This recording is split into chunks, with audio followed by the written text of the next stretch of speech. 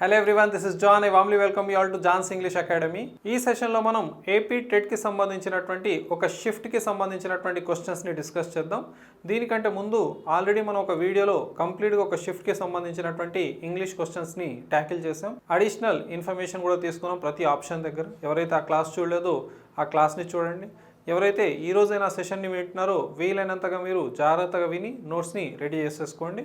However AP TET మరియు ఎస్జిటికి సంబంధించినటువంటి full course Johne's English academy యాప్లో అవైలబుల్ ఉంది. ప్లే స్టోర్ నుంచి డౌన్లోడ్ చేయొచ్చు. అందులో మీకు English textual grammar, textual vocabulary, functional grammar మరియు జనరల్ వొకాబులరీ, మెథడాలజీ, అదేవిధంగా పోయెట్స్కి సంబంధించినటువంటి అంశాలు కూడా అవైలబుల్గా ఉన్నాయి విత్ టెస్ట్ సిరీస్. ఎవరైతే ఇంట్రెస్టెడ్ ఉన్నారో మీరు ఆ కోర్సులో జాయిన్ అవ్వచ్చు. హవెవర్ యూట్యూబ్ ద్వారా ఖచ్చితంగా మీకు నాలెడ్జ్ ఇస్తూ ఉంటాను. Let us start the session now. First question vocabulary నుంచి వచ్చినటువంటి క్వశ్చన్. దీన్ని ట్యాకిల్ చేద్దాం. When Dhyan Chand dribbled the ball just won't leave his stick. Dhyan Chand మీకు తెలుసు, ఒక హాకీ లెజెండ్ అని, ఇండియాకి సంబంధించినటువంటి ఒక గ్రేట్ హాకీ ప్లేయర్. ఇక్కడ ఒక పదం కనబడుతుంది డ్రిబుల్డ్ అని. హాకీ స్టిక్తో బాల్ని కంట్రోల్ చేయడం, కేర్ఫుల్గా స్కిల్ఫుల్గా ముందుకు తీసుకెళ్లడాన్ని డ్రిబ్లింగ్ అంటారండి. ఎవరికైతే హాకీ పైన అవగాహన ఉందో ఖచ్చితంగా ఈ పదం అనేది తెలుస్తుంది. హాకీ ప్లస్ ఫుట్బాల్లో కూడా ఇది వర్తిస్తాం మనం. మెయిన్గా మనం గుర్తుపెట్టుకోవాల్సింది కేర్ఫుల్ మూమెంట్ని డ్రిబ్లింగ్ అంటారు విత్ స్టిక్. అర్థమైందా? అయితే ఇక్కడ దాని యొక్క సిననిమ్ ఏంటని అడిగాడు. ఈ డ్రిబుల్డ్ అనే పదం యొక్క సిననిమ్ ఇక్కడ డ్రాప్డ్ కాదు, ఓకేనా, పాస్డ్ కాదు. పాస్డ్ అంటే ఇచ్చేయడం, బాల్ని పాస్ చేయడం, కానీ ఆయన స్టిక్ దగ్గరే స్కిల్ఫుల్గా తన బాల్ని తీసుకొని ముందుకెళ్తాడు. ఫంబుల్ చేయడం అంటే బాల్ని వదిలేయడం, అది కరెక్ట్ కాదు. Right answer is manoeuvred. ఇక్కడ కొంచెం మనూవర్డ్ స్పెల్లింగ్ రాంగ్గా టైప్ అయింది. The right spelling is MANOEUVRED. This is the right spelling. దీని రైట్ ప్రొనౌన్సియేషన్ వచ్చేసి మనూవర్డ్. మనూవర్డ్ అంటే స్కిల్ఫుల్ మూమెంట్ని మనూవర్డ్ అంటారండి. స్కిల్ఫుల్ మూమెంట్, ఓకేనా. స్కిల్ఫుల్ లేదా కేర్ఫుల్ మూమెంట్ని మనూవా అంటారు. అదేవిధంగా కేర్ఫుల్ యాక్టివిటీని కూడా మనూవా అంటారని గుర్తుపెట్టుకోండి. ఏదైనా ఒక కేర్ఫుల్ యాక్టివిటీని కూడా మనూవా అంటారు. MANOEUVRE manoeuvre spelling. దానికి జస్ట్ డి యాడ్ చేసేస్తే దాని యొక్క పాస్ట్ టెన్స్ ఫామ్ని మనం తయారు చేయవచ్చు. However the right answer is manoeuvred అని గుర్తుపెట్టుకోండి. సో డ్రిబుల్డ్ అన్నా మనూవర్డ్ అన్నా సేమ్, కానీ మనూవా స్పెల్లింగ్ చాలా ఇంపార్టెంట్. ఈ స్పెల్లింగ్ చాలా సందర్భాలు ఎగ్జామినేషన్స్లో వచ్చిందండి. సో డ్రిబుల్డ్ యొక్క సినోనిమ్ వచ్చేసి manoeuvred according to the options. Next question చూద్దాం. సెకండ్ క్వశ్చన్ కూడా మనకు వొకాబులరీ నుంచి ఉంది.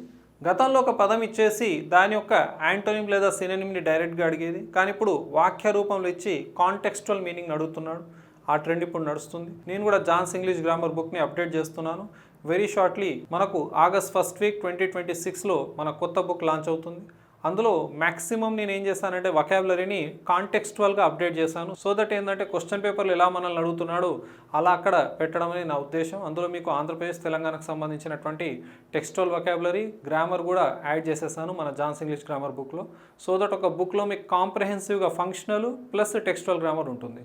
వెరీ షార్ట్లీ నేను అనౌన్స్ చేస్తాను ఒకసారి బుక్ రెడీ అవ్వగానే. హవెవర్ ఇక్కడ చూద్దాం. The breakfast was delicious. Delicious అంటే వెరీ టేస్టీ, చాలా టేస్టీగా ఉండడాన్ని డెలిషియస్ అంటారు. Very tasty. దెన్ యాపిటైజింగ్ అంటే చాలా స్మెల్ బాగా రావడం, తినాలనిపించడం ఏదైతే ఉందో దాన్ని యాపిటైజింగ్ అంటారు. అట్రాక్టివ్ స్మెల్ని యాపిటైజింగ్ అంటారు. దట్ మేక్స్ అస్ హంగ్రీ అన్నట్టు. అట్రాక్టివ్ స్మెల్ కానీ, ఓకేనా, మనల్ని హంగ్రీగా ఫీల్ అయ్యేటట్టు చేసేదాన్ని యాపిటైజింగ్ అంటారు. నెక్స్ట్ అన్పాలటబుల్. అన్పాలటబుల్ అంటే not pleasant to taste. Not pleasant to taste, అస్సలు టేస్ట్ చేయాలనిపించదు, దాన్నే అన్పాలటబుల్ అంటారు. ఫ్లేవర్ఫుల్ అంటే నో డౌట్ టేస్టీగా మంచి టేస్ట్ ఇచ్చేదాన్ని ఫ్లేవర్ఫుల్ అంటాం. సేవరీ అంటే కూడా టేస్టే, కానీ ఇది కొంచెం సాల్టీ టేస్ట్ ఉంటుంది, ఓకేనా, స్వీట్ ఉండదు, నాట్ స్వీట్. హవెవర్ ఒక టేస్ట్ అయితే ఉంటుంది, ఒక టేస్ట్ అయితే ఉంటుంది. సో మనకు కావాల్సింది ఏంటి? డెలిషియస్ యొక్క యాంటోనిమ్ అంటే ఆపోజిట్ వర్డ్ కావాలి. ఇక్కడ మనకు ఏం సెట్ అవుతుంది చెప్పండి? డెలిషియస్ అంటే తినడానికి యోగ్యంగా, చాలా మనకు రుచికరంగా అనిపించేది డెలిషియస్. అన్పాలటబుల్, అన్ప్లెజెంట్ టు ఈట్ కాబట్టి ఆప్షన్ బి అవుతుంది. దీనికి ఇంకొక మీనింగ్ కూడా ఉందండి. అన్పాలటబుల్ని ఇన్ఎడిబుల్ అంటారు. ఇన్ఎడిబుల్. ఎడిబుల్ ఆయిల్ అని మనం అక్కడక్కడ ట్యాంకర్స్ పైన చూస్తుంటాం, చూసారా? ఎడిబుల్ అంటే తినదగ్గ, ఓకేనా, ఫిట్ టు ఈట్ అన్నట్టు. ఫిట్ టు ఈట్ అయితే ఎడిబుల్ అంటాం. ఇన్ఎడిబుల్ అంటే అసలు తినడానికి యోగ్యంగా లేని దాన్ని అన్పాలెటబుల్ లేదా ఇన్ఎడిబుల్ అంటారని గుర్తుపెట్టుకోండి. So the right answer is unpalatable. Next question చూద్దాం. ఇక్కడ ప్రోవర్బ్కి సంబంధించినటువంటి ఒక క్వశ్చన్ ఉందండి. ఆంధ్రప్రదేశ్ తెలంగాణకు సంబంధించినటువంటి టెట్ మరియు డిఎస్సి ఎగ్జామినేషన్స్లో ఒక ఐడియం లేదా ఒక ప్రోవర్బ్కి సంబంధించినటువంటి క్వశ్చన్ ఖచ్చితంగా వస్తుంది. దానికి మీనింగ్కి సంబంధించి చాలా ఈజీగా ట్యాకిల్ చేయొచ్చు if you observe the options properly అండి. హవెవర్ ఇక్కడ ఏముందో చూద్దాం. Choose from the following proverbs a message most similar to every cloud has a silver lining. Every cloud has a silver lining. యూజువల్గా ఎవరికైతే ఫొటోస్ తీసుకునే అలవాటు ఉంటుందో ఈ సిల్వర్ లైనింగ్ పైన ఖచ్చితంగా అవగాహన ఉంటుందండి. ఆ క్లౌడ్కి వచ్చేటటువంటి ఆ బార్డర్స్ పైన వచ్చేటటువంటి ఆ సిల్వర్ లైనింగ్ని పిక్చర్స్ తీస్తూ ఉంటారు చాలామంది. అంటే ఇక్కడ యూజువల్గా ఆకాశాన్ని కప్పివేస్తుంది క్లౌడ్, కానీ ఆ చివరికి మెరుస్తూ ఉన్నటువంటిదే silver lining. That actually marks positivity అండి. హవెవర్ ఆప్షన్స్ చూద్దాం. ఫస్ట్ది a stitch in time saves 9. A stitch in time saves 9 అని అంటే it is better to deal with a problem when it is small. ఏదైనా ఒక ప్రాబ్లం వచ్చినప్పుడు దాన్ని వెంటనే సాల్వ్ చేసేస్తే బెటర్, లేదంటే అది చాలా బిగ్ ప్రాబ్లంగా మారుతుంది. అలాంటి సందర్భంలో మనం a stitch in time saves 9 అనేటటువంటి ఈ యొక్క ప్రోవర్బ్ని వాడతాం. Next, the grass is always green on the other side. మన దగ్గర ఉన్నటువంటి వస్తువులు లేదా మన దగ్గర ఉన్నటువంటి స్కిల్, మన దగ్గర ఉన్న అందం కంటే అవతల వ్యక్తులైతే గొప్పదనిపిస్తుంది చూడండి, అలాంటప్పుడు వాడతాం the grass is always green on the other side. When we feel that the other people are better than we అన్నప్పుడు ఖచ్చితంగా మనం ఈ యొక్క ప్రోవర్బ్ని వాడతాం. సో మనకు every cloud has a silver లైనింగ్కి ఈ రెండు ఆప్షన్స్కి సంబంధం లేదు. Next, when it rains it pours. ఎప్పుడైతే వర్షం వస్తుందో అప్పుడు అది వరదల్లాగానే కుండపోతగానే వస్తుందట. యూజువల్గా ఇది ప్రాబ్లమ్స్ని సూచిస్తేందుకు వాడతాం. When one problem comes several problems follow అనేటటువంటి సందర్భంలో దీన్ని వాడతామండి. When it rains it pours అని. డన్. నెక్స్ట్ చూద్దాం. Look at the bright side. Bright సైడ్ని చూడడం. There is always a positive aspect to the difficult situations. ఎప్పుడైనా సరే గుర్తుపెట్టుకోవాల్సింది ఏంటంటే ఏ డిఫికల్ట్ సిచ్యువేషన్లో అయినా సరే ఒక పాజిటివ్ ఆస్పెక్ట్ అనేది కనబడుతుందండి. ఇబ్బందుల నుంచే ఎన్నో విషయాలను నేర్చుకుంటాం. ఎప్పుడైతే ఇబ్బందులు ఉంటామో అప్పుడే మనం బెస్ట్ పర్ఫామ్ చేస్తాం, ఎందుకంటే అప్పుడే మన యొక్క బెస్ట్ ఎఫర్ట్స్ అనేవి కనబడతాయి. హవెవర్ ఎప్పుడైనా ఒక డిఫికల్ట్ సిచ్యువేషన్ నుంచి పాజిటివిటీని తీసుకోవడమే మనకు ఈ ప్రోవర్బ్ని సూచిస్తుందని గమనించాలి. సో మన ఆప్షన్ ఇక్కడ కరెక్ట్ ఆన్సర్ వచ్చేసి డి అవుతుందండి. నెక్స్ట్ చూద్దాం. ఈ క్వశ్చన్ని ట్యాకిల్ చేద్దాం. Which sentence uses the word hesitate as a noun. Hesitate అనేటటువంటి పదాన్ని నౌన్గా వాడినటువంటి వాక్యం ఏంటో చూద్దాం. ఏదైనా ఒక సిచ్యువేషన్లో అన్సర్టెన్గా ఉన్నప్పుడు, మనం రెస్పాన్స్ వెంటనే ఇవ్వలేనప్పుడు మనం ఈ హెజిటేట్ అనేటటువంటి పదాన్ని వాడతాం. హవెవర్ ఈ హెజిటేట్ అనే పదం నౌన్గా వాడబడింది చూద్దాం. ఫస్ట్ వాక్యం, he hesitated before answering the difficult question. He అనేది సబ్జెక్ట్, దాని పక్కకు హెజిటేటెడ్ అనేటటువంటిది V2 అంటే ఇది వర్బ్. మనకు కావాల్సిన ఆప్షన్ ఇది కాదు. రెండోది చూద్దాం. She seemed hesitant to accept the invitation. ఇప్పుడు హెజిటెంట్ యొక్క పార్ట్ ఆఫ్ స్పీచ్ని ఐడెంటిఫై చేయడం ఎలా? మీకు నేను ఈ మధ్య కాలంలో తీసుకున్నటువంటి లెందీ వీడియోస్లో ఎన్నో క్వశ్చన్స్ని ట్యాకిల్ చేశాను. ఎన్నో యూట్యూబ్ షార్ట్స్ ద్వారా కూడా పార్ట్స్ ఆఫ్ స్పీచ్ని ఎక్స్ప్లెయిన్ చేస్తూ వస్తున్నాను. హవెవర్ యాప్లో ఆల్రెడీ ఎక్స్ప్లెయిన్ చేశాను. ఎప్పుడైనా ఒక పార్ట్ ఆఫ్ స్పీచ్ని ఐడెంటిఫై చేయాలంటే దాని యొక్క ప్లేస్ని, దాని యొక్క వర్క్ని మనం ఐడెంటిఫై చేయాలి. అంటే ఒకవేళ మీరు ఈ పదం ఎక్కడ ఏ ప్లేస్లో ఉందో అని తెలిస్తే ఇలా చూడండి, ఇది సెకండ్ ప్లేస్లో, సబ్జెక్ట్ పక్కకే ఉంది కాబట్టి వర్బ్ అని ఐడెంటిఫై చేయగలిగాం ప్లేస్ ఆధారంగా. లేదా దాని యొక్క వర్క్ అంటే ఫంక్షన్ ఆధారంగా మనం దాని యొక్క పార్ట్ ఆఫ్ స్పీచ్ని డిసైడ్ చేయాలి. అంటే ఆ పదం దేని గురించి మాట్లాడుతుందో తెలియాలి. ఇక్కడ చూద్దామా. She seemed hesitant. Who is hesitant? She. అంటే ఈ షీ అనే ప్రొనౌన్ గురించి మాట్లాడుతున్నటువంటి పదం హెజిటెంట్. ఒక నౌన్ లేదా ప్రొనౌన్ గురించి మాట్లాడే పదాన్ని ఏమంటాం మనం? అడ్జెక్టివ్ అంటాం. సో హెజిటెంట్ ఇక్కడ అడ్జెక్టివ్గా పనిచేస్తుంది. మనకు కావాల్సింది ఏంటి? Noun. The speaker delivered the speech without hesitating once. ఈ క్వశ్చన్ని చాలా జాగ్రత్తగా అబ్జర్వ్ చేయండి. ఇక్కడ మనకు హెజిటేటింగ్ అనేటటువంటి పదం కనబడుతుంది.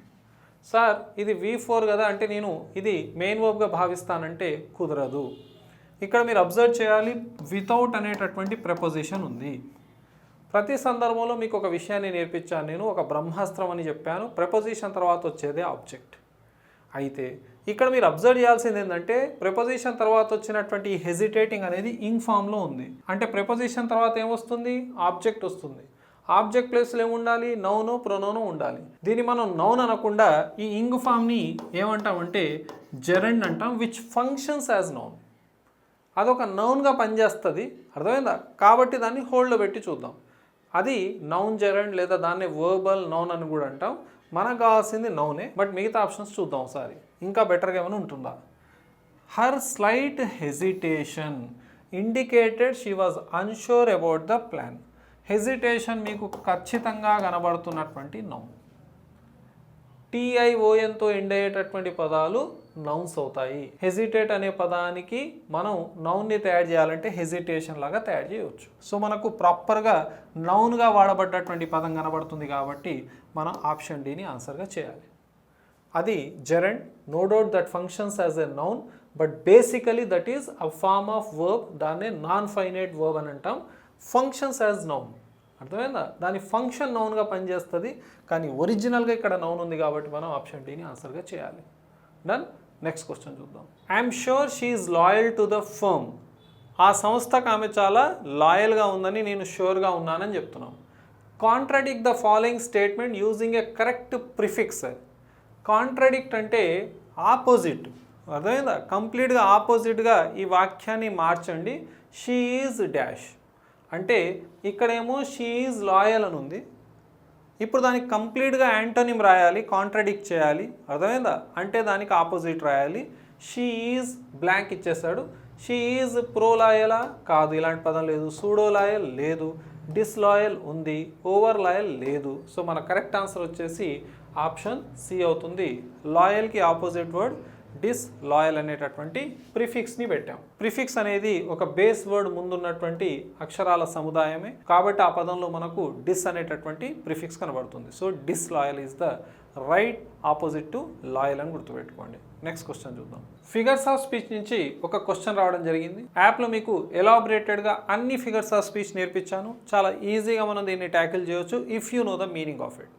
ఇక్కడ the tyres whir on the road. వ అంటే ఇది ఒక సౌండ్ అండి, ఇట్స్ అ కంటిన్యూస్ సౌండ్, ఓకేనా? Something which moves rapidly that makes a sound అండి. ఏదైనా మూవ్ అవుతుంది ర్యాపిడ్గా అన్నప్పుడు అది చేసేటటువంటి ఒక సౌండ్ని వ అంటారు. ఇక్కడ సౌండ్ని సూచించేటటువంటి ఫిగర్ ఆఫ్ స్పీచ్ ఏమని నేర్పించాను మీకు? ఓనోమోటోపియా. ఓనోమోటోపియా స్పెల్లింగ్ కూడా చాలా ఇంపార్టెంట్, గుర్తుపెట్టుకోండి ఓనోమోటోపియా స్పెల్లింగ్. సో ఇక్కడ మెటాఫర్ కాదు, పర్సానిఫికేషన్ కాదు, సిమిలీ కాదు, ఓనోమోటోపియా డైరెక్ట్ క్వశ్చన్. ఎందుకంటే మనకు ఓనోమోటోపియా సౌండ్ని సూచిస్తుంది. బజింగ్ ఆఫ్ బీజ్, ఓకేనా, సౌండ్ని సూచిస్తుంది. హిజ్జింగ్ ఆఫ్ స్నేక్ సౌండ్ని సూచిస్తుంది. సో బాకింగ్ ఆఫ్ డాగ్స్ సౌండ్ని సూచిస్తుంది. ఇలాంటి పదాలన్నీ కూడాను ఓనోమోటోపియా కిందకి వస్తాయని గుర్తుపెట్టుకోండి. ఓకే, సిమిలీ, లైక్ లేదా యాస్తో వస్తుందని మనం డిస్కస్ చేసాం యాప్ క్లాసెస్లో. పర్సానిఫికేషన్ హ్యూమన్ క్వాలిటీస్ని అట్రిబ్యూట్ చేస్తే పర్సానిఫికేషన్, ఇంప్లైడ్ కంపారిజన్ని మనం మెటాఫర్గా చెప్తాం. He fought like a lion in the battle అంటేనేమో simile, he is the lion in the battle అంటేనేమో మెటాఫర్ అనేటటువంటి విషయాలను మనం ఆల్రెడీ డిస్కస్ చేసాం. హవెవర్ ఇక్కడ ఓనోమోటోపియా సౌండ్ని సూచిస్తుంది అనే విషయాన్ని గమనించాలి. నెక్స్ట్ క్వశ్చన్ చూద్దాం. ఈ క్వశ్చన్ పంక్చుయేషన్స్ నుంచి వచ్చింది, చూద్దాం. What is the correct use of A hyphen? Already మనకు హైఫన్ అనేటటువంటి విషయం పైన అవగాహన ఉంది, ఓకేనా? ఇది హైఫన్, ఓకేనా? ఇప్పుడు ఈ హైఫన్ ఎక్కడ వాడతాం? It is used instead of the full stop. Full స్టాప్కి బదులుగా మనం హైఫన్ని వాడం. It is used instead of the dash, ఓకేనా? హైఫన్ని కొంచెం ఇలా రాస్తే డాష్, దాని బదులైతే హైఫన్ని వాడడం కరెక్ట్ కాదు. It is used to connect the parts of A compound word, ఇది మన కరెక్ట్ ఆన్సర్. ఉదాహరణకు brother in law, brother in law, ఓకేనా? కాంపౌండ్ వర్డ్ని మనం కనెక్ట్ చేయడం కోసం ఇలా హైఫన్ని వాడతాం. గుర్తుపెట్టుకోండి, కాంపౌండింగ్లో ఇలా రాస్తే దీన్ని హైఫనేటెడ్ కాంపౌండ్ వర్డ్ అంటారు. హైఫనేటెడ్ కాంపౌండ్ వర్డ్ అంటారు. ఉదాహరణకు మీరు ఏదైనా ఒక కాంపౌండ్ వర్డ్ ఇలా రాస్తారు, క్లాస్ రూమ్. క్లాస్ వేరే, రూమ్ వేరే, కానీ ఆ రెండింటిని ఒక దగ్గర రాస్తే దీన్ని సాలిడ్ కాంపౌండ్ వర్డ్ అంటారు. అర్థమైందా? మీరు ఫ్లవర్ పాట్ ఇలా ఒకవేళ రాస్తే, ఓకేనా, ఫ్లవర్ పార్ట్ హైఫనేటెడ్గా ఉంటుంది, వితౌట్ హైఫన్ కూడా రాస్తాం. ఇదంతా ఫ్లవర్ పార్ట్ ఒకే వస్తువుని సూచిస్తుంది. కానీ ఇక్కడ మధ్యలో హైఫను లేదు, ఇలా దగ్గర రాయలేదు. ఇలా మనం రెండు పదాలే కానీ ఒకటే మీనింగ్ ఇస్తాయి, ఒకటే వస్తువుని సూచిస్తే ఇలా మధ్యలో గ్యాప్ ఉంటే దీన్ని ఓపెన్ కాంపౌండ్ వర్డ్ అంటారు. మెథడాలజీలో ఇంపార్టెంట్. హైఫన్ ఉంటే హైఫనేటెడ్ కాంపౌండ్ వర్డ్ అంటారు. ఇలా ఒక దగ్గర ఉంటే వితౌట్ హైఫన్ వితౌట్ గ్యాప్ ఉంటే సాలిడ్ కాంపౌండ్ వర్డ్ అంటారు. ఇలా గ్యాప్ ఉంటే దీన్ని ఓపెన్ కాంపౌండ్ వర్డ్ అంటారు. దీన్నే కాంపౌండింగ్ అంటారు. అర్థమైందా? బ్లెండింగ్ కూడా ఉంటుంది. బ్లెండింగ్ అంటే ఏంటి సార్? ఉదాహరణకు బ్రంచ్ అనే పదం ఉంది. ఇది బ్రేక్ఫాస్ట్ ప్లస్ లంచ్ అనే రెండు పదాల యొక్క కలయికనే బ్రంచ్. మనం బ్లెండింగ్లో ఏం చేస్తామంటే first part of the first వర్డ్ని last part of the second వర్డ్ని తీసుకొని ఒక పదాన్ని తయారు చేస్తాం. దాన్నే బ్లెండింగ్ అంటారు. బ్రంచ్ అలా తయారైంది. అంటే బ్రేక్ఫాస్ట్ టైం అయిపోయింది, లంచ్ టైం కాలేదు, మధ్యలో తినే మీల్ని బ్రంచ్ అంటామని గుర్తుపెట్టుకోండి. స్మాగ్ అనే పదం ఉంది, ఇన్ఫోటైన్మెంట్ అనే పదాలు ఉన్నాయి, చాలా పదాలు ఉన్నాయి, మనకు మెథడాలజీలో వస్తాయి. సందర్భం వచ్చింది కాబట్టి చెప్తున్నాను. It is use to show omission of A letter. ఇది కాదండి. సో మన ఆన్సర్ వచ్చేసి సి అవుతుంది. జస్ట్ ఒక ఆన్సర్ చెప్పడం కాదు, దాని చుట్టూ ఉన్న అంశాలను మీకు నేర్పించడం అనేది నేను ముందు నుంచి చేస్తున్న పని. ఖచ్చితంగా ఈ విషయాలపైన అవగాహన ఉండాలి. నెక్స్ట్ క్వశ్చన్ చూద్దాం. General in a dictionary the abbreviation for a verb is. Verb యొక్క అబ్రివేషన్ మీకు ఆల్రెడీ చెప్పాను. అబ్రివేషన్ అంటే టు మేక్ సంథింగ్ షార్ట్. ఏదైనా షార్ట్గా రాస్తే దాని అబ్రివేషన్ అనాలి. అర్థమైందా? సో ఇక్కడ వర్బ్ని షార్ట్ ఫామ్లో ఎలా మెన్షన్ చేస్తారు డిక్షనరీలో, దీనిపైన కొంచెం అవగాహన పెంచుకుందాం. నౌన్ని జస్ట్ ఎన్ అని మెన్షన్ చేస్తారు. ఒకవేళ ఒక పదం నౌన్ అయితే ఇలా ఎన్ అని మెన్షన్ చేస్తారు ఆ పదం పక్కకు. ఒకవేళ ప్రొనౌన్ అయితే ఇలా దాని షార్ట్ ఫామ్ రాస్తారు డిక్షనరీలో. వర్బ్ అయితే జస్ట్ కేవలం వి అని రాస్తారు. ఒక పదం ఎడ్జెక్టివ్ అయితే ఏడీజే అని రాస్తారు డిక్షనరీలో ఆ పదం పక్కకు. యాడ్వర్బ్ అయితే ఏడివి అని రాస్తారు ఆ పదం పక్కకు. ప్రపోజిషన్ అయితే పిఆర్ఈపి అని రాస్తారు ఆ పదం పక్కకు. ఒకవేళ అది కంజంక్షన్ అయితే సిఓఎన్జే అని రాస్తారు. ఇంటర్జెక్షన్ అయితే ఇలా రాస్తారు, ఇంటర్ రాసేసి జే రాస్తారు. ఉదాహరణకు దీని ఫుల్ ఫామ్ ఏందో చెప్పండి. డిక్షనరీలో ఇలా ఇస్తే దాని ఫుల్ ఫామ్ ఏం కావచ్చు? ప్లూరల్. ఓకే, సో ఈ రకంగా షార్ట్ ఫామ్స్ అనేవి డిక్షనరీలో మెన్షన్ చేస్తారండి. సో వర్బ్ యొక్క షార్ట్ ఫామ్ వచ్చేసి జస్ట్ వి అని రాస్తే సరిపోతుంది. So option C is the right answer. అందుకే ఖచ్చితంగా మనం డిక్షనరీని చూస్తూ ఉండాలి. ఎన్నో అంశాలను నేర్చుకోవచ్చు అండి త్రూ డిక్షనరీ. గ్రామర్ వస్తుంది, వొకాబులరీ వస్తుందండి. డైలీ ఒక 3 to 5 వర్డ్స్ని అలా రెఫర్ చేస్తే ఎంతో నాలెడ్జ్ని గెయిన్ చేయొచ్చు. నెక్స్ట్ క్వశ్చన్ చూద్దాం. డిస్కోర్సెస్ నుంచి ఒక క్వశ్చన్ రావడం జరిగింది. నోటీస్కి సంబంధించినటువంటి క్వశ్చన్. మైనర్ డిస్కోర్సెస్లో భాగమే notice. Choose the correct option that does not follow the format of A notice. Notice యొక్క ఫార్మాట్లో ఈ క్రింది అంశాలు ఏది ఉండదు. ఫస్ట్ది the heading to introduce the subject. ఖచ్చితంగా నోటీస్ ఇచ్చినప్పుడు పైన హెడింగ్ ఖచ్చితంగా ఇస్తారు. అదేందా? దసరా హాలిడేస్ గురించి అయితే దసరా హాలిడేస్, సంక్రాంతి హాలిడేస్ అయితే సంక్రాంతి హాలిడేస్, స్టాఫ్ మీటింగ్ గురించి ఉంటే స్టాఫ్ మీటింగ్. అర్థమైందా? The title notice. ఖచ్చితంగా నోటీస్ అనేటటువంటి టైటిల్ ఉండాలి. ఉంటుంది కూడా, మీరు అబ్జర్వ్ చేస్తూ ఉంటారు నోటీస్ బోర్డ్ పైన. నోటీస్ బోర్డ్ పైన అంటించినటువంటి ఏ నోటీస్ అని అబ్జర్వ్ చేయండి, ఖచ్చితంగా నోటీస్ అని రాసి ఉంటుంది ఆ పేపర్ పైన మీకు. ఓకే, ఇది ఉంటుంది, ఇది ఉంటుంది. The writers signature, name and designation ఖచ్చితంగా ఉంటుంది. ఎవరు ఆ నోటీస్ ఇచ్చారనేటటువంటి వ్యక్తి యొక్క నేమ్ ఉంటుంది, డెసిగ్నేషన్ ఉంటుంది, సిగ్నేచర్ ఉంటుంది. సో ఈ మూడు ఉంటాయండి. మనకు కావాల్సింది ఏంటి? ఉండనిది. నోటీస్ యొక్క ఫార్మాట్లో ఏది ఉండదు. మిగిలింది ఇదే కదా. Personal reflections in the body of the notice. Personal reflections ఎవరు నోటీస్లో రాయాలండి. అర్థమైందా? నోటీసు పర్సనల్ కాదు, జనాల కోసం రాసేది. So we do not right any reflections in it అండి. అలా రాస్తే అది మెసేజ్ అవుతుంది, అలా రాస్తే అది డైరీ కూడా అవుతుంది. రాసేటప్పుడు పర్సనల్ లెటర్లో కూడా మీ పర్సనల్ రిఫ్లెక్షన్స్ని రాయవచ్చు. అర్థమైందా? ఒక ఇంత ఎస్ఏ రైటింగ్కి సంబంధించినటువంటి కొన్ని అంశాల్లో కూడా మీ పర్సనల్ రిఫ్లెక్షన్స్ని మెన్షన్ చేయవచ్చు. రిపోర్ట్ రైటింగ్లో ఒక దగ్గర మీ పర్సనల్ రిఫ్లెక్షన్స్ని రాయడానికి ఛాన్స్ ఉంటుంది, కానీ మీరు ఎక్కడ కూడా నోటీస్లో పర్సనల్ రిఫ్లెక్షన్స్ని రాయడానికి వీల్లేదు. సో మన ఆప్షన్ వచ్చేసి ఇక్కడ డి అవుతుందండి. నెక్స్ట్ క్వశ్చన్ చూద్దాం. Pick the correct complex sentence from the following. Complex సెంటెన్స్ని ఐడెంటిఫై చేయమని చెప్పడం జరిగింది. మీకు నేను యాప్ క్లాసెస్లో ఎలాబరేటెడ్గా సింపుల్, కాంపౌండ్, కాంప్లెక్స్ గురించి చెప్పడం జరిగింది. అదేవిధంగా క్లాసెస్ అన్నీ అప్డేట్ అవుతున్నాయి. కొత్త కొత్త అంశాలను అందులో ఇంక్లూడ్ చేస్తున్నాను. హవెవర్ కాంప్లెక్స్ సెంటెన్స్ అంటే ఏంటో మీరు ఒకసారి ఐడెంటిఫై చేయాలంటే సింపుల్, కాంప్లెక్స్, కాంపౌండ్ అనే ఈ వాక్యాలపైన కొంచెం అవగాహన అవసరం. అర్థమైందా? మీకు సింపుల్ సెంటెన్స్ అంటే ఒకటే ఫైనైట్ వర్బ్ ఉంటుంది, అంటే సబ్జెక్టు పక్కకే వర్బ్ ఉంటుంది చూసారా, ఇది ఒకటే ఉంటుంది. కాంప్లెక్స్ సెంటెన్స్ అంటే ఒక మెయిన్ క్లాజ్ ఉంటుంది, ఒకటి లేదా అంతకంటే ఎక్కువ సబార్డినేటింగ్ క్లాజెస్ ఉంటాయి. కాంపౌండ్ సెంటెన్స్ అంటే ఒక మెయిన్ క్లాస్తో పాటుగా ఇంకొక మెయిన్ క్లాస్ కలుస్తుంది, రెండు మెయిన్ క్లాసులు కలుస్తాయి, దాన్నే కాంపౌండ్ అంటాం. కానీ ఒక విషయాన్ని మీకు ఏం నేర్పించానంటే సింపుల్ సెంటెన్స్లో ఎలాంటి కంజంక్షన్స్ ఉండవు, అలా ఐడెంటిఫై చేయాలి ఎగ్జామ్లో. కాంప్లెక్స్ సెంటెన్స్లో మీకు సబార్డినేటింగ్ కంజంక్షన్స్ ఉంటాయని నేర్పించాను. ఇఫ్ కానీ, అన్లెస్ కానీ, though, although, even though, before, after, when, while, ఇలాంటి ఎన్నో పదాలను మనం కంజంక్షన్స్గా వాడతాం చూసారా. అలాంటి ఆ పదాలు ఏవైతే ఉన్నాయో అవన్నీ కూడాను మనకు కాంప్లెక్స్ సెంటెన్స్లో కనబడతాయి. కాంపౌండ్ సెంటెన్స్లో మీకు కోఆర్డినేటింగ్ కంజంక్షన్స్ కనబడతాయని చెప్పాను. But, yet, still, however, and, both, as well as, not only but also, or, either or, neither nor, so, ఇలాంటి పదాలన్నీ కూడా మీకు కాంపౌండ్ సెంటెన్స్లో కనబడతాయి. అంటే ఏ కంజంక్షన్ లేదనుకోండి ఒక వాక్యంలో, అది సింపుల్ అని గుర్తుపెట్టుకోండి. సబార్డినేటింగ్ కంజంక్షన్ ఉంటే అది కాంప్లెక్స్ అని గుర్తుపెట్టుకోండి. కోఆర్డినేటింగ్ కంజంక్షన్ ఉంటే అది కాంపౌండ్ అని గుర్తుపెట్టుకోవాలి. ఇలా మీరు ఐడెంటిఫై చేయవచ్చు. ఇది ఒక రకంగా. Otherwise this is the right way. ఇది మీకు ఒక రకంగా హెల్ప్ చేస్తుందని గుర్తుపెట్టుకోండి. ఫస్ట్ వాక్యం, I saw A man who was blind. I saw A man who was blind. WH word వాక్యం మధ్యలో వస్తే కాంప్లెక్స్ సెంటెన్స్ అని బుక్లో క్లియర్గా మెన్షన్ చేసి పెట్టాను. దానికి కారణం ఏంటంటే ఐ సా ఏ మ్యాన్ ఒక main class, who was blind అనేటటువంటిది ఏదైతే ఉందో ఇది ఒక subordinating class.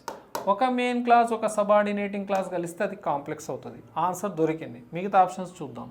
I was the first to hear the news. I was అనేటటువంటి ఒకటే ఫైనైట్ వర్బ్ ఉంది.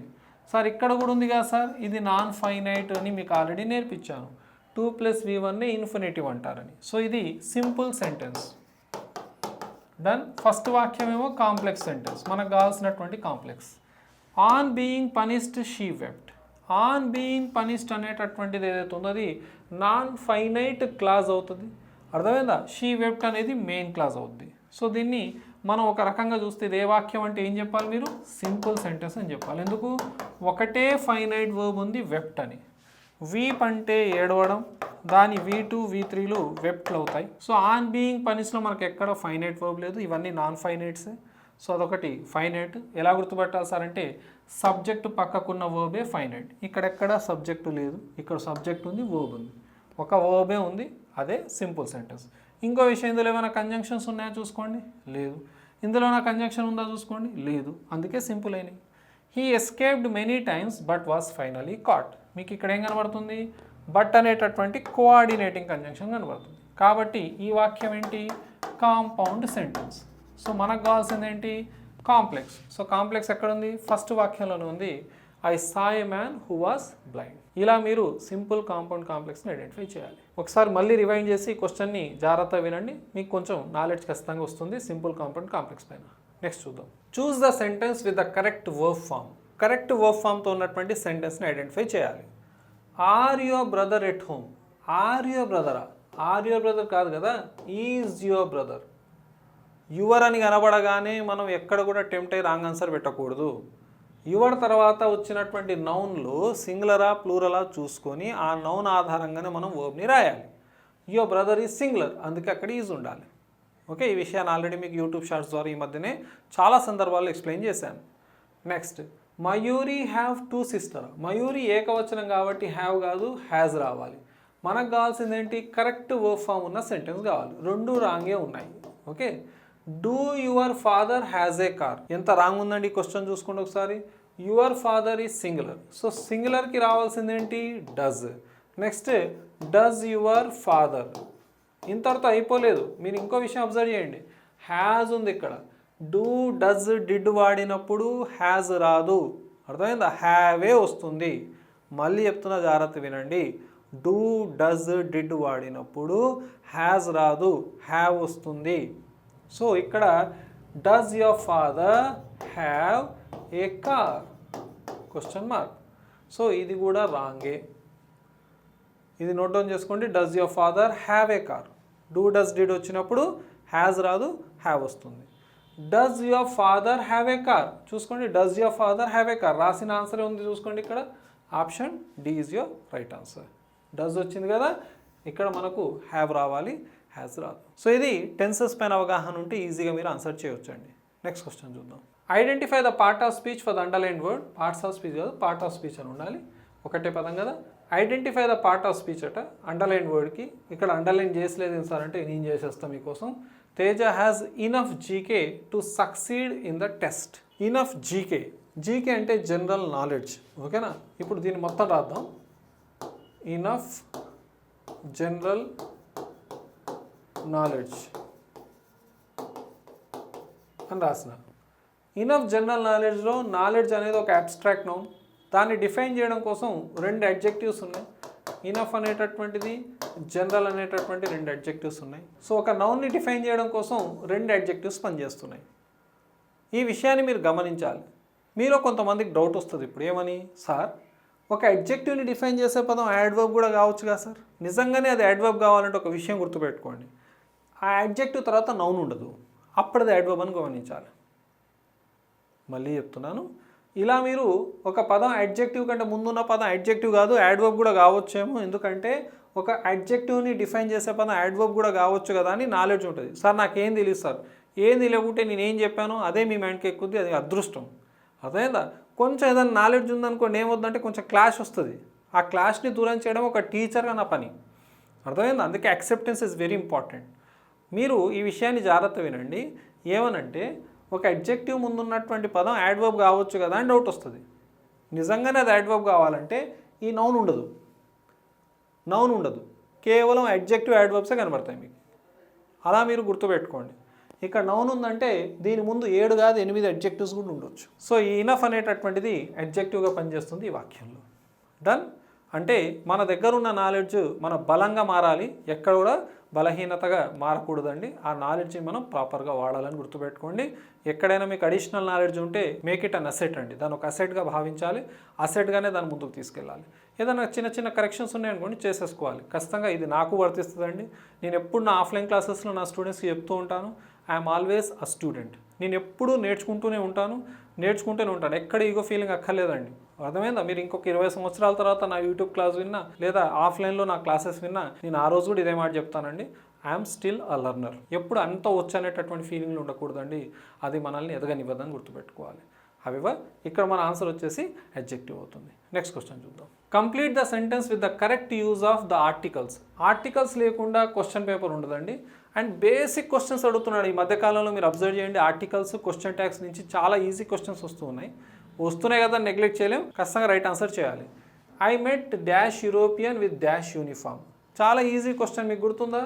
యూరోపియన్ గురించి చెప్తున్నప్పుడు మరియు యూకలిప్టస్ ట్రీ గురించి చెప్తున్నాడు. మీకు ఒక విషయం చెప్పాను, వీటి ముందు బ్లాంక్ ఉంటుంది. ఏఈఐఓయూలలో ఏఈఐ మనల్ని ఇబ్బంది పెట్టో డైరెక్ట్గా ఆన్ రాసేయచ్చు, కానీ 2 పదాల దగ్గర జాగ్రత్తగా ఉండాలి. యూరోపియన్ యూకలిప్టస్ ట్రీ అని చెప్పాను. యూరోపియన్ ఈతో స్టార్ట్ అయినా అది సైలెంట్, యూకలిప్టస్ ట్రీ అనే పదం ఈతో స్టార్ట్ అయినా అది సైలెంట్. కానీ నెక్స్ట్ ఉన్నటువంటి అక్షరం మళ్ళీ వావిలే, కానీ అది ఎలా పలుకుతుందో చూసుకోవాలి. యూరోపియన్లో యూగా పలుకుతుంది, యూకలిప్టస్ ట్రీలో కూడా యూగా పలుకుతుంది. యూగా పలికితే ఏం రాయాలని చెప్పాను నేను, ఏ రాయాలని చెప్పాను. So I met a European with మళ్ళీ యూ ఉంది ఇక్కడ. యూనిఫామ్లో యూ ఎలా పలుకుతుంది, యూగానే పలుకుతుంది. యూగా పలికితే ఏం రాయాలి, ఏ రాయాలి. సో 2 ఏలే ఇక్కడ ఆన్సర్స్. సో మనకు కావాల్సింది ఏంటి, బి.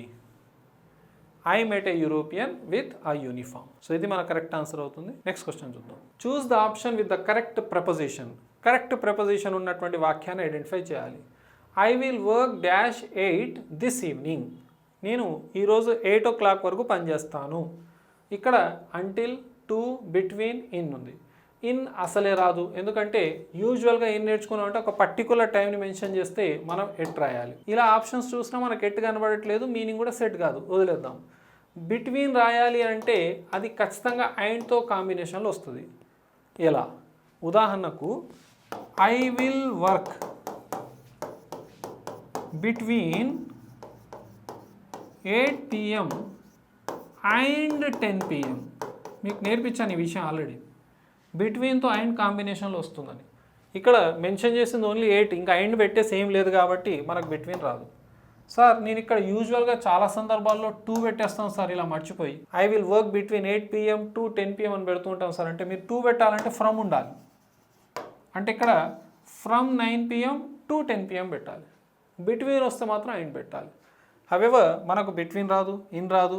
టు రాయాలంటే ఖచ్చితంగా మనకు ఫ్రమ్ ఉండాలి, అది లేదు. సో ఇక్కడ అంటిల్ అనేది గుర్తుపెట్టుకోండి. I will work until 8 this evening. ఒక ఇంట్రెస్టింగ్ విషయం చెప్పిన టిల్ అంటిల్ గురించి. టిల్ అన్న అంటిల్ అన్న సేమ్. ఫస్ట్ ఈ విషయం గుర్తుపెట్టుకోండి. టిల్ మరియు అంటిల్ టైంతో వస్తేనే అవి ప్రెపోజిషన్స్. టైంతో వస్తేనే అవి ప్రెపోజిషన్స్. టైంతో కాకుండా పక్కకు క్లాజ్ వస్తే అవి కంజంక్షన్స్. ఉదాహరణకు I will wait until you come. ఇలా మీకు అంటిల్ తర్వాత యూ కమ్ అనేటటువంటి ఒక క్లాజ్ ఉంది చూసారా. ఇప్పుడు ఈ అంటిల్ అనేటటువంటిది కంజంక్షన్ అవుతుంది. సార్ అక్కడ అంటిల్ కాకుండా టిల్ పెట్టొచ్చా సార్? పెట్టొచ్చు. Until till same. అంటిల్ మరియు టిల్ టైంతో వస్తే కనుక అవి ప్రపోజిషన్స్. అంటిల్ టిల్ తర్వాత కనుక క్లాజ్ ఉంటే అవి conjunctions. Until spelling star mark. అంటిల్లో ఒకటే ఎల్ ఉంటుంది గమనించండి, టిల్లో డబల్ ఎల్ ఉంటుంది. అర్థమైందా? కొంచెం ఇబ్బంది పెడతారు డీజేటీలు బిట్ లాగేది. అర్థమైందా? అంటిల్లో ఒకటే ఎల్ ఉంది, టిల్లో మాత్రం 2 ఎల్లులు ఉన్నాయని గమనించాలి. సో చెప్పండి, టిల్ అంటిల్ ఎలా ఉపయోగపడతాయి మనకు? ఎస్, ప్రెపోజిషన్స్గా, కంజంక్షన్స్గా. ఎలా ఐడెంటిఫై చేయాలి అది ప్రెపోజిషన్ అని? గుడ్, పక్కకు టైం వస్తే ప్రెపోజిషన్, ఒకవేళ క్లాజ్ వస్తే ఏమవుతాయి? 2 కూడా కరెక్ట్ కంజంక్షన్స్ అవుతాయి. గుర్తుపెట్టుకోవాలి, ఇది చాలా ఇంట్రెస్టింగ్ విషయం గ్రామర్లో. హవెవర్ ఇక్కడ మన ఆన్సర్ వచ్చేసి అంటిల్ అవుతుంది. నెక్స్ట్ క్వశ్చన్ చూద్దాం. Choose the correct passive form for the given sentence. Active voice, passive voice, speech. ఖచ్చితంగా 2 క్వశ్చన్స్ మనకు ఎగ్జామినేషన్స్లో కనబడేవి. ప్యాసివ్ ఫామ్ కావాలి. Does Smriti play chess? ఇది ఏ టెన్స్లో ఉంది? సింపుల్ ప్రెజెంట్ టెన్స్లో ఉంది. ఒకవేళ మీకు ఇచ్చిన వాక్యం అసెర్టివ్ అయితే మీ ఆన్సర్ కూడా అసెర్టివ్లోనే ఉండాలి. ఇచ్చిన వాక్యం ఇంటరాగేటివ్ అంటే క్వశ్చన్ ఫామ్లో ఉంటే ఆన్సర్ కూడా క్వశ్చన్ ఫామ్లోనే ఉండాలి. అర్థమైందా? సో ఇక్కడ అన్ని క్వశ్చన్ ఫామ్సే ఉన్నాయి కాబట్టి జాగ్రత్తగా చూడాలి. ఇంకొక ఇంపార్టెంట్ విషయం ఏం నేర్పించాను మీకు యాక్టివ్ వాయిస్, ప్యాసివ్ వాయిస్ గురించి? వాక్యం యొక్క టెన్స్ మారకూడదు, వాక్యం యొక్క మీనింగ్ మారకూడదు. ఇచ్చిన వాక్యం యొక్క టెన్స్ మారకూడదు. ఇదే టెన్స్లో ఉంది, ప్రెజెంట్ టెన్స్లో ఉంది, ఆన్సర్ కూడా ప్రెజెంట్లోనే ఉండాలి. మీనింగ్లో మార్పు ఉండకూడదు. దీని ద్వారా మీరు ఏం చేయొచ్చు అంటే వాజ్ అనేటటువంటి పాస్ట్ని తీసి అవతలేయచ్చు. ఎందుకంటే ఇదేమో ప్రెజెంట్, నాకేమో ఆన్సర్ కూడా ప్రెజెంట్లో కావాలి. ఇక్కడ పాస్ట్ ఉంది కాబట్టి తీసి అవతలేయండి. అదే స్పీచ్ అయితేనేమో డైరెక్ట్ స్పీచ్లో ఉన్న ప్రెజెంట్ని మనం ఇండైరెక్ట్ స్పీచ్లో పాస్ట్గా మారుస్తాం. కొన్నిటికి మనం మార్చాం, అది వేరే విషయం, కొంత లోతుకి వెళ్తే. హవెవర్ ఒక వాక్యాన్ని యాక్టివ్ నుంచి ప్యాసివ్లోకి మార్చేటప్పుడు 100% ఒక విషయం గుర్తుపెట్టుకోండి, టెన్స్ మారదు. ప్రెజెంట్ ఉంటే ప్రెజెంటే, ఫ్యూచర్ ఉంటే ఫ్యూచరే, పాస్ట్ ఉంటే పాస్టే, టెన్స్ మారడానికి వీల్లేదు. సో ఇక్కడ మిగతా 3 ఆప్షన్స్ చూద్దాం. దీని యొక్క ప్యాసివ్ వాయిస్ రాయాలంటే గుర్తుపెట్టుకోండి, డూ డస్లతో ఒక వాక్యం స్టార్ట్ అయ్యి ప్యాసివ్ వాయిస్ రాయాలంటే మీరు ఆన్సర్లో ఈజ్ లేదా ఆర్ రాయాలి, డిపెండింగ్ ఆన్ ద ఆబ్జెక్ట్. ఒకవేళ ఇచ్చిన క్వశ్చన్ డిడ్తో స్టార్ట్ అయితే మీరు మీ ఆన్సర్ని వాజ్ లేదా వర్తో రాయాలి. ఇప్పుడు డూ డస్లలో మనకు డస్తో స్టార్ట్ అయింది కాబట్టి ఈజ్తో ఆర్తో రాయాలి. అర్థమైందా? Depending on the object. Does Smriti play what chess? Chess అనేది ఆబ్జెక్ట్. అర్థమైందా? ఇది సింగులర్ కాబట్టి ఈజ్ రాయాలి. ఆర్ ఎలాగో రాదు. ఇప్పుడు ఆప్షన్స్ అన్నీ ఈజే ఉన్నాయి. Is chess played by Smriti ప్రాపర్గా అనిపిస్తుంది. ఈజ్ స్మృతి ప్లేడ్ చెస్సా? ఈజ్ స్మృతి అని మళ్ళీ సబ్జెక్ట్ ఎందుకు రాస్తాం? ఫస్టే రాదు. ఈజ్ చెస్ వాజా? ఈజ్ ఏంటి, వాజ్ ఏంటి? అసలే రాదు. సో మన right answer A, is chess played by Smriti. ఇది మన ఆన్సర్ అవుతుంది. చెస్ ఆబ్జెక్ట్, దానికి ముందు మనం సింగులర్ అని రాసాం, ఈజ్. అర్థమైందా? వాజ్ ఎందుకు రాయలేదు సార్? వాక్యం యొక్క మీనింగ్ మారిపోతుంది కాబట్టి. ఈజ్ చెస్ ప్లేడ్ బై స్మృతి. అర్థమైందా? ఇది ఒక వాక్యాన్ని ప్యాసివ్లోకి మార్చే విధానం. కొంత అడిషనల్ నాలెడ్జ్ కూడా ఇచ్చాను. మీరు ఇప్పుడు ఉదాహరణకి ఏం చేయాలి? ఇక్కడ డిడ్ పెట్టి ప్రాక్టీస్ చేయవచ్చు. Did Smriti play chess. ఇప్పుడు చెప్పండి ఆన్సర్ ఏం పెట్టాలి? డిడ్ వచ్చినప్పుడు వాజో వరో పెట్టాలి. అప్పుడు డిడ్ స్మృతి ప్లే చెస్ అయితే మన ఆప్షన్స్ ప్రకారం ఆన్సర్ ఏమవుతుంది చెప్పండి? ఇది అవుతుంది, వాస్ చెస్ ప్లేడ్ బై స్మృతి అవుతుంది. ఇలా మీరు ఐడెంటిఫై చేసి ఆన్సర్ చేయాలి. ఇక్కడ స్పెల్లింగ్ కొంచెం యూ పెట్టాలి. అర్థమైందా? So was chess played by Smriti. So ఇది మీరు గుర్తుపెట్టుకోవాలి, ఇలా మీరు ఐడెంటిఫై చేయాలి. ఒకవేళ ఇక్కడ గేమ్స్ ఉండుంటే అప్పుడు ఆర్ గేమ్స్ ప్లేడ్ బై స్మృతి వచ్చేది. ఒకవేళ డిడ్ స్మృతి ప్లే గేమ్స్ ఉండుంటే అప్పుడు వర్ గేమ్స్ ప్లేడ్ బై స్మృతి అయ్యేది. ఈ రకంగా మనం ఆన్సర్ చేయాలి. డన్. నెక్స్ట్ క్వశ్చన్ చూద్దాం. The speaker said God is omni present. Choose the indirect speech for the sentence above. The speaker said, ఇక్కడ కామా ఉండాలి. God is omni present. Omni అంటే everywhere, present అంటే ప్రతి చోట, ఓమ్ని అంటే all అనే meaning ఇస్తాం. అర్థమైందా? ఓమ్ని మీన్స్ ఆల్, ఎవ్రీవేర్ అనే మీనింగ్ వస్తుంది. సో ఓమ్ని ప్రెజెంట్ అంటే he's present everywhere, God is present everywhere అని చెప్పాడు. డన్. అది ఒక యూనివర్సల్ ట్రూత్, విశ్వం మొత్తం నమ్మేటటువంటి నిజం. అవునా? చూస్ ద ఇండైరెక్ట్ స్పీచ్ అట. ద స్పీకర్ సెడ్, ఇదే వాక్యం అసెర్టివ్ సెంటెన్స్. అసెర్టివ్ సెంటెన్సెస్ని ఇండైరెక్ట్ స్పీచ్లో మార్చేటప్పుడు కనెక్టింగ్ వర్డ్ ఏం రాయాలని నేర్పించాము? దట్ నేర్పించాను. సో ద స్పీకర్ ఆస్డ్ రాదు, ఓకేనా? ఎందుకంటే సెడ్ అనేది సెడ్డే ఉంటుంది, మారదు, ఓకేనా? సో ఫస్ట్ తీసేద్దాం. The speaker said that, the speaker said that. Told రాదు, ఎందుకంటే సెడ్ టు ఉంటేనే టోల్డ్ రావాలి. సో బి మరియు సిలో చూద్దాం. The speaker said that God was omni present. The speaker said that God is omni present. నేనేం నేర్పించాను మీకు? యూనివర్సల్ ట్రూత్స్ని డైరెక్ట్ స్పీచ్ నుంచి ఇండైరెక్ట్ స్పీచ్లోకి మార్చేటప్పుడు వాక్యం యొక్క టెన్స్ మారదు, అది ఎలా ఉందో అదే టెన్స్లో రాయాలి. సో మనకి ఇక్కడ రైట్ ఆన్సర్ వచ్చేసి the speaker said that God is omni present. నేను బుక్లో కూడా క్లియర్గా ఇలాంటి ఎగ్జాంపుల్స్ మెన్షన్ చేసి పెట్టాను, తెలుగులో ఎక్స్ప్లెనేషన్ ఇస్తూ మరీ మెన్షన్ చేయడం జరిగింది బుక్లో కూడా. యూనివర్సల్ ట్రూత్స్ యొక్క టెన్స్ మార్చకూడదు ఇండైరెక్ట్ స్పీచ్లో. సో మిగతా పనులన్నీ చేసేసాం. ద స్పీకర్ సెడ్ రాసాం, కనెక్టింగ్ వర్డ్ దట్ రాసాం, మిగతా యాస్టీస్గా రాయాలని గుర్తుపెట్టుకోండి. సో మన ఆన్సర్ వచ్చేసి సి అవుతుంది. డన్. ఎందుకంటే అదొక యూనివర్సల్ ట్రూత్ కాబట్టి. నెక్స్ట్ క్వశ్చన్ చూద్దాం. Choose the correct model verb to express certainty. Certainty spelling important, first అది చూసుకోండి. సర్టెనిటీ, సర్టెనిటీ కాదు, సర్టెనిటీ అంటాం. ఖచ్చితత్వాన్ని సూచించేది ఏంటి? ఇచ్చినటువంటి మోడల్ వర్బ్స్ 4 ఉన్నాయి. Should, would, will, could. ఇక్కడ షుడ్ అంటే ఒక పని చేయాలి అనేటటువంటి ఆబ్లిగేషన్ని తెలుపుతుంది, ఓకేనా? ఆబ్లిగేషన్ అంటాం, ఒక పని చేయాలి, duty to do. I should learn English అన్నాను అంటే నేను ఒక పని చేయాలని చెప్తున్నాను. ఐ షుడ్ లెర్న్ ఇంగ్లీష్ అనేటటువంటిది ఒక అబ్లిగేషన్. ఉదాహరణకు యూ షుడ్ లెర్న్ ఇంగ్లీష్ అని చెప్పాను, అది సజెషన్. ఒకవేళ యూ అని మెన్షన్ చేసి షుడ్ రాసేస్తే ఏమవుతుంది? అది సజెషన్ అవుతుంది. అర్థమైందా? అదేం సార్ ఏదో వెరైటీగా పలుకుతున్నారు మీరు సజెషన్ అని. గుర్తుపెట్టుకోండి, టిఐఓఎన్ ముందు ఎస్ ఉంటే దాన్ని షన్ అని పలకాలి. అర్థమైందా? క్వశ్చన్ అనొద్దు, క్వశ్చన్, స్చన్ అని పలకాలి. హవెవర్ అది మీకు ప్రొనౌన్సియేషన్ దగ్గర ఎక్కడైనా ఉపయోగపడుతుందని చెప్తున్నాను. షుడ్ అనేటటువంటిది ఆబ్లిగేషన్ని, సజెషన్ని తెలుపుతుంది. నెక్స్ట్ వుడ్ అనేటటువంటి మోడల్ వర్బ్కి మల్టిపుల్ యూసేజెస్ ఉన్నాయి. అర్థమైందా? వుడ్ యొక్క ముఖ్యమైనటువంటి యూసేజెస్లో దీని యొక్క యూసేజ్ ఏంటంటే ఇది పాస్ట్ హ్యాబిట్స్ని తెలుపుతుంది. అనగానే మీ మైండ్లో ఏమొస్తుంది? సార్ అదేంటి సార్, యూస్ టు ఉంది కదా సార్. యూస్ టు లేనప్పుడు కూడా వుడ్ అనే పదాన్ని వాడి పాస్ట్ హ్యాబిట్స్ని తెలిపేది. 10th క్లాస్ టెక్స్ట్ బుక్ని ఓపెన్ చేసి ప్రాపర్గా చెక్ చేస్తే మీకు వుడ్ అనేది పాస్ట్ హ్యాబిట్స్కి వాడతాం అనేది కనబడుతుంది. ఈ వుడ్ అనే పదాన్ని మీరు ప్రాపర్గా అర్థం చేసుకుంటే ఎలాంటి కాంటెంట్ లెస్ అనేది అర్థం చేసుకోవచ్చు. అందుకే వుడ్ అనగానే బేసిక్ యూసేజెస్ కాదు, అసలు యూసేజ్ ముందు పెట్టాను. అంటే she would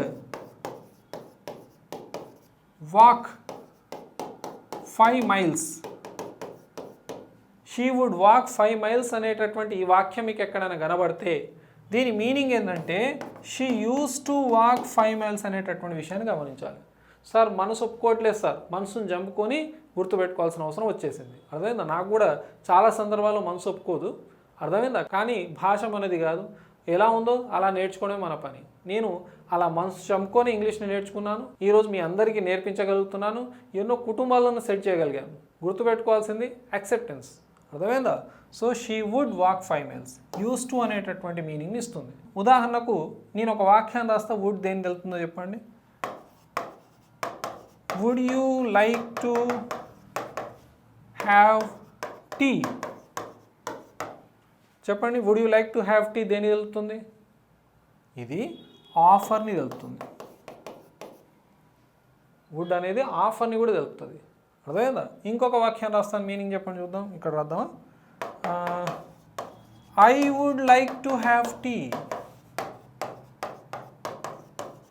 I would like to have tea ఇదేం చెప్తుంది చెప్పండి?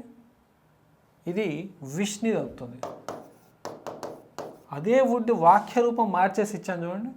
Would you like to have tea ఏమో ఆఫ్ అని తెలిపితే I would like to have tea ఏమో విష్ని తెలుపుతుంది.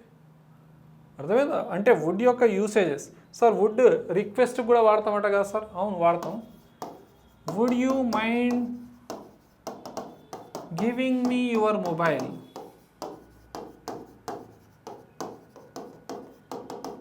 Would you mind giving me your mobile?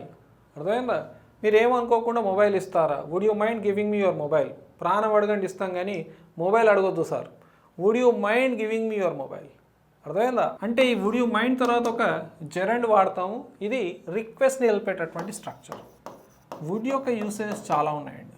అర్థమైందా? కానీ అన్నిటికంటే ఇంపార్టెంట్ వుడ్ అనేది పాస్ట్ హ్యాబిట్స్కి కూడా వాడతాం అనే సంగతి చాలా తక్కువ మందికి తెలుసు. అర్థమైందా? దీని గురించి మీరు ప్రోబ్ చేయడం ఇంకేదైనా చేయడం కంటే యాక్సెప్ట్ చేసి ముందుకు వెళ్ళిపోవడం బెటర్. టైం సేవ్ అవుద్ది, గుర్తుపెట్టుకోవచ్చు. అర్థమైందా? హవెవర్ మనకు కావాల్సింది సర్టెనిటీకి సంబంధించి. సో షుడ్, వుడ్ రెండు పనికి రావట్లేవు. కుడ్ అనేటటువంటిది రిక్వెస్ట్లకు ముఖ్యంగా వాడతాం. ఉదాహరణకు could you help me? Sir అదేంటి సార్ ఇది రిక్వెస్ట్లా లేదు. ఏం కాదు. కుడ్ యూ హెల్ప్ మీ అన్నా, could you please help me అన్నా సేమే. ప్లీజ్ పెట్టాల్సిన అవసరం లేదు. అర్థమైందా? ఒక 100 ప్లీజ్లు ఒక దగ్గర వేస్తే ఒక కుడ్. అర్థమైందా? So could you help me, please రాయకున్నా మనకు అక్కర్లేదండి, అది మనకు రిక్వెస్ట్ని తెలుపుతుంది.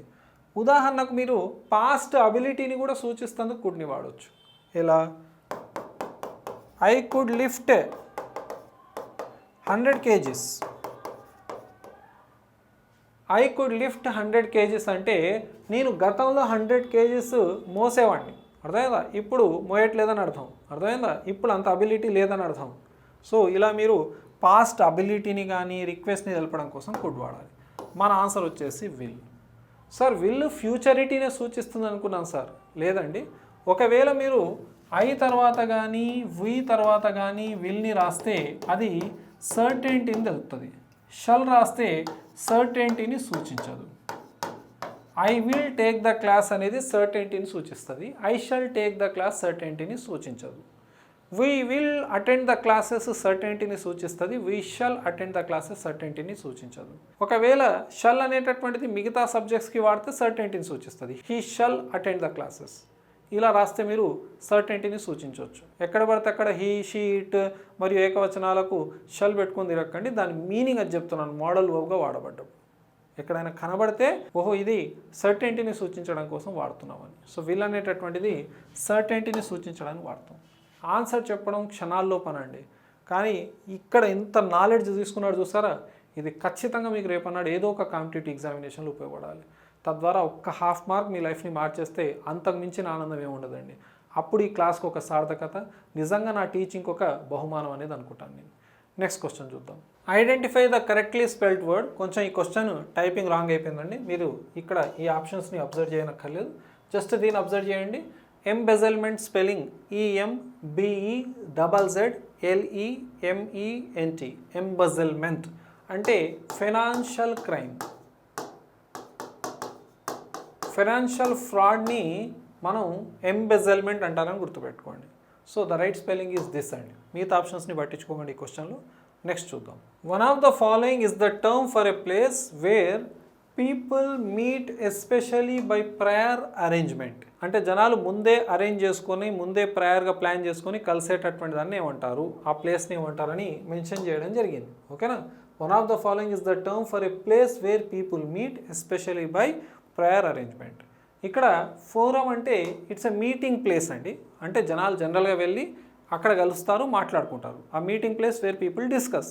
ప్రయర్గా అరేంజ్ చేయాల్సినటువంటి అవసరం లేదు, అక్కడ యూజువల్గా వెళ్ళి మాట్లాడతారు. అర్థమైందా? Next community. కమ్యూనిటీ అంటే group of people who have something in common అన్నట్టు, లేదా it refers to the people who live in a specific place. ఒక స్పెసిఫిక్ ప్లేస్లో ఉన్నటువంటి వ్యక్తుల్ని సూచించేటప్పుడు, లేదా people something they have in common అన్నప్పుడు మనం దాన్ని కమ్యూనిటీ అంటాం. అర్థమైందా? సో ఇక్కడ ఇది కూడా మనకు అక్కర్లేదు, ఫోరం అక్కర్లేదు, కమ్యూనిటీ అక్కర్లేదు. Next asylum. అసైలం అంటే మెంటల్ హాస్పిటల్. మెంటల్ హాస్పిటల్ని అసైలం అంటాం. ఓకేనా? అక్కడైతే మనం ప్రయర్గా అరేంజ్ చేసుకుని వెళ్ళాం కదా, సో అది మీటింగ్ ప్లేస్ కూడా కాదు. సో మెంటల్ హాస్పిటల్ అసలే కాదు, ఇక్కడ అసైలం. ఇప్పుడు దీన్ని పలకాలి మీరు. దీన్ని ఏం పలికిరో తెలియదు, but the right pronunciation is rendezvous. ఏమని పలకాలి దీన్ని? రాండివూ అని పలకాలి. రాండివూ అంటే a place where people meet especially by prior arrangement is known as రాండివ్వు. దీన్నే ఒక సీక్రెట్ మీటింగ్ అంటారు, దీన్నే ఇంటర్వ్యూ అని కూడా అంటారండి. ఈ విషయాన్ని మీ మైండ్లో గుర్తుపెట్టుకోండి. రాండివ్వు విత్ రే అనేటటువంటి ఒక లెసన్ ఉండే మనకు, అవునా? సో రాండివ్వు ఏదైనా సరే అండి, అన్ని విషయాలు తెలవాలని ఏం లేదు. ఎక్కడో చోట ఒక విషయం కొత్తగా నేర్చుకున్నాం అంటే ఖచ్చితంగా దాన్ని ఫాలో అయిపోవడమే. అర్థమైందా? హవెవర్ ఇక్కడ the right answer is C అవుతుందండి. నెక్స్ట్ క్వశ్చన్ చూద్దాం. పాస్ మీద ఫ్లావేజ్. ఫ్లావేజ్ అనేటటువంటి పదం చెప్పండి, ఇది ఓపెన్ కాంపౌండ్ వర్డా, సాలిడ్ కాంపౌండ్ వర్డా, హైఫనేటెడా? Good, open compound word. ఎందుకు? ఫ్లావేజ్ ఒకటే వస్తువుని సూచిస్తున్న రెండు పదాల సముదాయం, కానీ మధ్యలో హైఫన్ లేదు లేదా గ్యాప్ లేకుండా లేదు, జస్ట్ చిన్న ఓపెన్ ప్లేస్ ఉంది, అందుకే దీన్ని ఓపెన్ కాంపౌండ్ వర్డ్ అంటాం. డన్, సందర్భం వచ్చిందని చెప్తున్నాను. The sentence above comes in the category of. పైన ఇచ్చిన వాక్యం ఏ సెంటెన్స్ కేటగిరీలో ఉంది?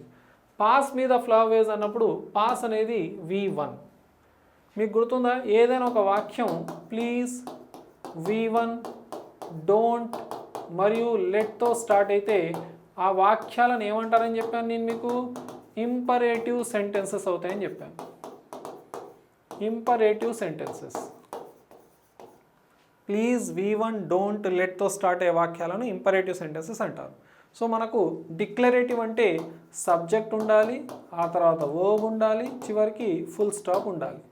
ఇంట్రాగేటివ్ అంటే మనకు ఎస్ ఆర్ నో క్వశ్చన్స్ ఉంటాయి, అంటే అవి హెల్పింగ్ వర్బ్తో స్టార్ట్ అవుతాయి, క్వశ్చన్ మార్క్తో ఎండ్ అవుతాయి. లేదా WH క్వశ్చన్స్ ఉంటాయి, WH వర్డ్స్తో స్టార్ట్ అవుతాయి, క్వశ్చన్ మార్క్తో ఎండ్ అవుతాయి. సో డిక్లరేటివ్ కాదు. డిక్లరేటివ్ని ఏమంటాం? అసర్టివ్ అంటాం, స్టేట్మెంట్స్ అంటాం, అవునా? ఇంట్రాగేటివ్ సెంటెన్సెస్ అంటే క్వశ్చన్స్. ఎక్స్క్లమేటరీ సెంటెన్సెస్కి ఎలాంటి స్ట్రక్చర్ ఉండదు, కానీ ఎక్స్క్లమేషన్ మార్క్తో ఎండ్ అవుతాయి. మన ఆన్సర్ వచ్చేసి option D, imperative sentences. Please, V1, don't, లెట్తో స్టార్ట్ అయ్యి ఫుల్ స్టాప్తో ఎండ్ అయ్యేటటువంటి అన్నీ కూడాను ఇంపరేటివ్ సెంటెన్సెస్ అవుతాయి. ఇవి 4 కాకుండా 5వది కూడా ఉంటుంది, ఆప్టేటివ్ సెంటెన్సెస్ అని. ఆప్టేటివ్ సెంటెన్సెస్ విష్ లేదా మే అనేటటువంటి పదాలతో స్టార్ట్ అవుతాయని గుర్తుపెట్టుకోండి.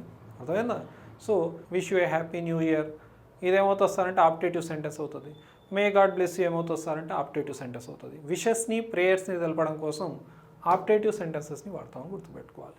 Done, right answer is imperative sentences. Next question చూద్దాం. Identify the grammatically correct sentence. Subject verb agreement మీద ఈ మధ్యకాలంలో మనం చాలా డిస్కస్ చేసాం.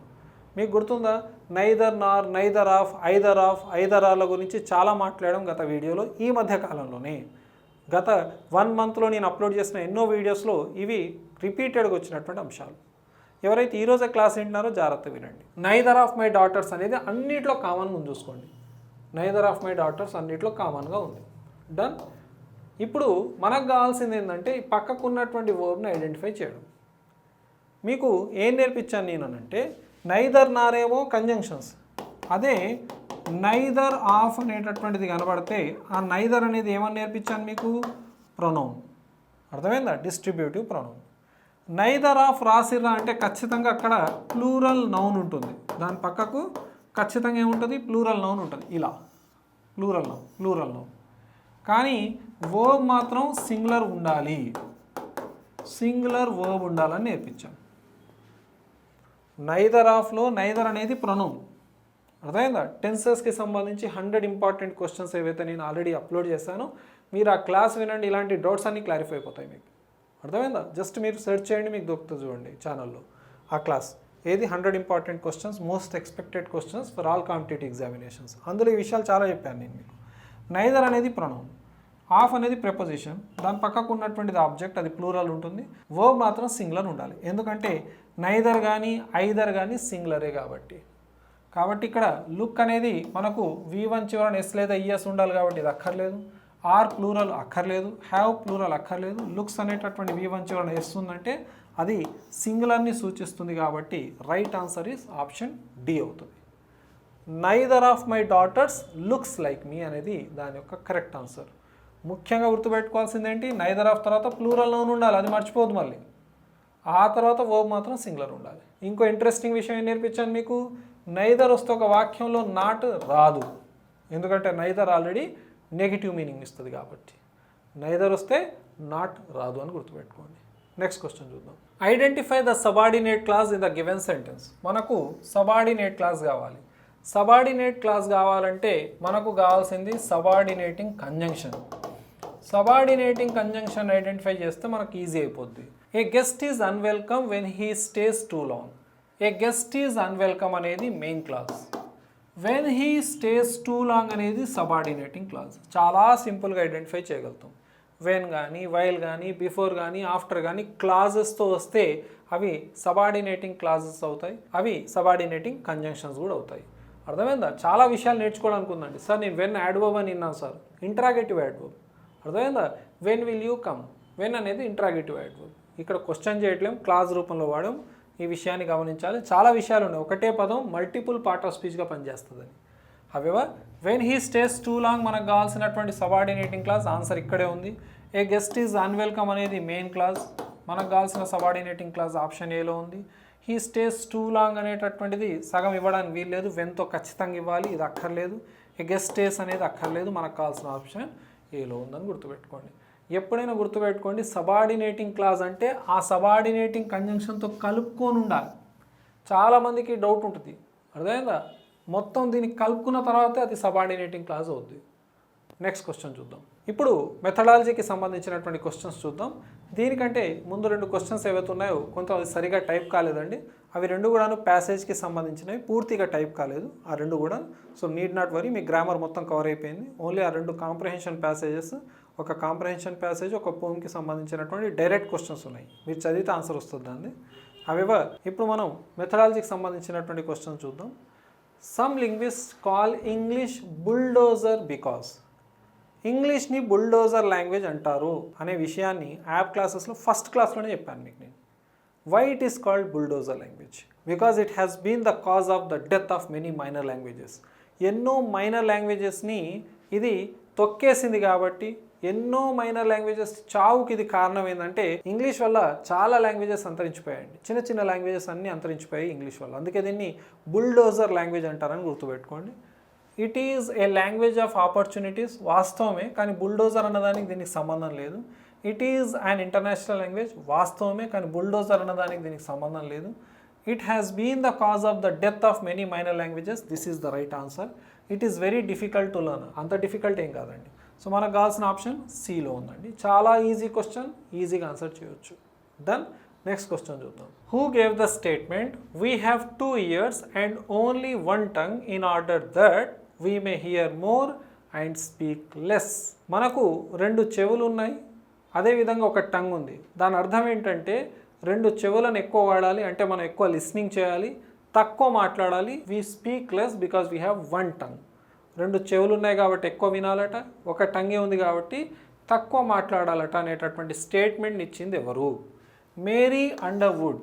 ఈమె లిస్నింగ్కి సంబంధించినటువంటి ఒక స్టేట్మెంట్ ఇచ్చిందండి. Listening is a conscious mental process అని చెప్పింది. Conscious mental process, whereas hearing is a physical process అని చెప్పింది మేరీ అండర్వుడ్. ఏమన్నది? Listening is a conscious mental process అన్నది మేరీ అండర్వుడ్.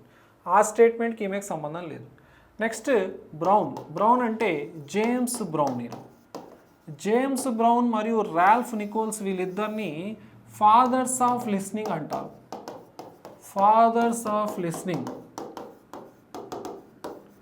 వీళ్ళిద్దరే కాకుండా, అంటే జేమ్స్ బ్రౌన్, రాల్ఫ్ నికోల్సే కాకుండా ఇంకొక వ్యక్తి కూడా ఉంటాడు, కార్ల్ వీవర్ అని. ఈ ముగ్గురిని కలిపి ఫాదర్స్ ఆఫ్ లిస్నింగ్ అంటారు. ఓకేనా?